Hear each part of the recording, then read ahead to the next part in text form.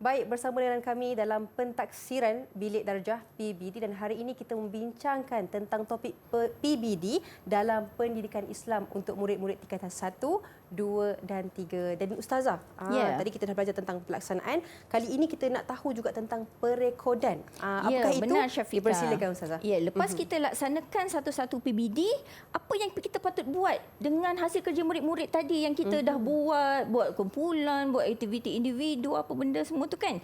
Jadi kita buatlah perekodan. Step yang seterusnya, langkah yang seterusnya adalah perekodan. Jadi sebenarnya dalam perekodan PBD ni apa yang perlu direkodkan? Cuba kita rujuk slide Ustazah. Dia ada dua perkara, cikgu-cikgu semua, ustaz-ustazah. Yang pertama sekali, jika ustaz-ustazah kena faham, jika satu kelompok standard kandungan belum selesai diajar dan ditaksir, yang perlu direkodkan ialah perkembangan pencapaian murid berdasarkan standard pembelajaran. Jika satu kelompok yang warna merah jambu tu pula, apabila jika satu kelompok standard kandungan telah selesai diajar dan ditaksir pula, yang perlu direkodkan ialah tahap penguasaan murid. Jadi dia punya istilah berbeza, Syafiqah. Ya, apa bezanya? Jangan risau, Ustazah tunjukkan. Jangan risau ya, jangan menangis dulu. Ya, okey. Jadi contoh tajuk kita ni kan tadi bidang fikah, zakat, penyuci harta. Jadi tadi kita dah bahagikan masa dia mengajarkan, Syafiqah kan. Hari lain, contoh hari Isnin warna ungu kita ajar. Yang hari Rabu warna merah jambu. Yang 3 SP tu, yang warna mustard tu hari Jumaat contohlah kan. Okey, ini dia contoh borang perekodan yang Ustazah rekodkan setelah habis Ustazah ajar yang masa hari yang warna ungu je. Yang warna ungu je. Ya. Macam contoh ni Ustazah ke? Ini adalah contoh yang dah penuh Ustazah bagi tahap penguasaan. Ya, jadi ini adalah contoh borang perekodan yang Syafiqah pegang ni. Adalah contoh borang perekodan yang Ustazah semua boleh jadikan panduan. Tapi ini bukan borang perekodan yang tetap. Ustazah boleh guna kreativiti sendiri ya. Kreativiti sendiri untuk mencipta mencipta borang perekodan mengikut kesesuaian. Kalau saya sebenarnya ini saya cetak untuk kegunaan rancangan kita. Sebenarnya saya buat dalam laptop saya saja. Saya tak print lah. Tak cetak sebab nak jimat kertas. Jagalah alam sekitar. Ya, okey. Jadi maksudnya apabila kita buat selesai satu kita buat saya taksir untuk 4.16.1.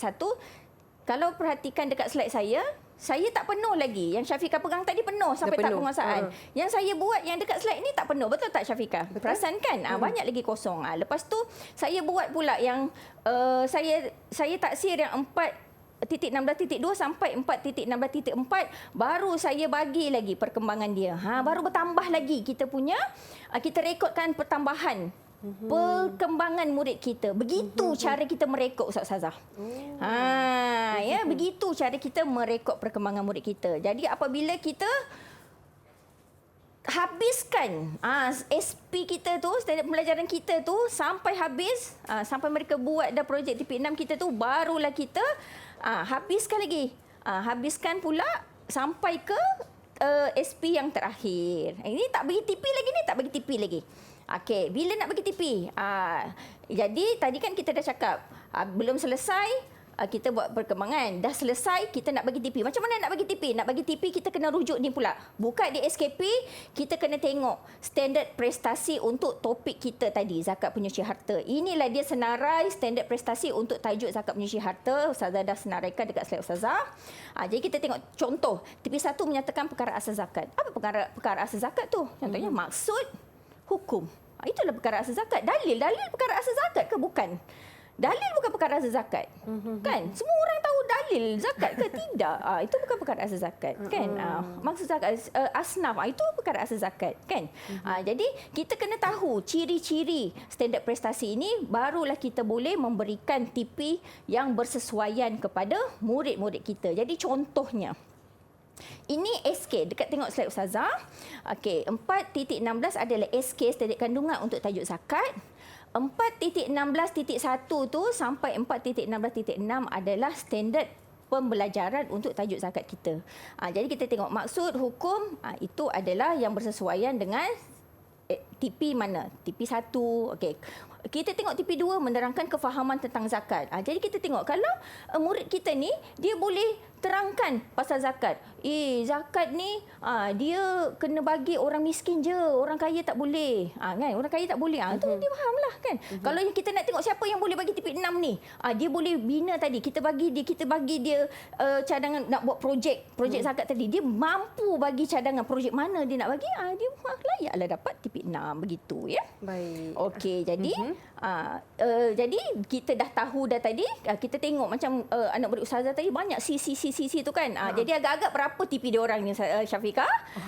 Dah tentulah banyak yang TP6, TP5. Jadi kan mana yang 4.16.6 tu ada yang S tu sederhana saja. TP6 dia ustazah sederhana, ustazah tak bagi dia TP6, ustazah bagi dia TP5 saja. Macam tu ya. Okey. Baik. Okey, kemudian untuk sikit lagi Syafiqah, untuk yang zakat. Tapi untuk apabila kita nak habis dah tahun untuk terakhir sekali, dia ada TP keseluruhan. Kita boleh rujuk setiap di SKP setiap tingkatan tu ada kriteria diletakkan di situ bagaimana untuk menentukan TP keseluruhan untuk pendidikan Islam tingkatan. Baik, itu dia pencerahan daripada Ustazah berkenaan PBD, pelaksanaan dan perekodan untuk PBD dalam pendidikan Islam. Jadi Ustazah, mungkin Ustazah ada rumusan secara ringkas? Kalau nak buat PBD, satu kena buat rujukan yang betul daripada dokumen yang disediakan oleh KPM. Jangan malu bertanya, sering buat rujukan supaya kita tak salah buat. Baik, terima kasih Ustazah atas perkongsian dan juga nasihat di akhirnya. Dan terima kasih, mudah-mudahan pencerahan yang diberikan mencerahkan kepada semua pendidik-pendidik, ibu dan ayah dan juga murid-murid yang sedang menonton kami. Jangan lupa terus ikuti PBD, Pentaksiran dalam Bilik Darjah. InsyaAllah kita berjumpa lagi di lain hari. Assalamualaikum warahmatullahi wabarakatuh. Assalamualaikum.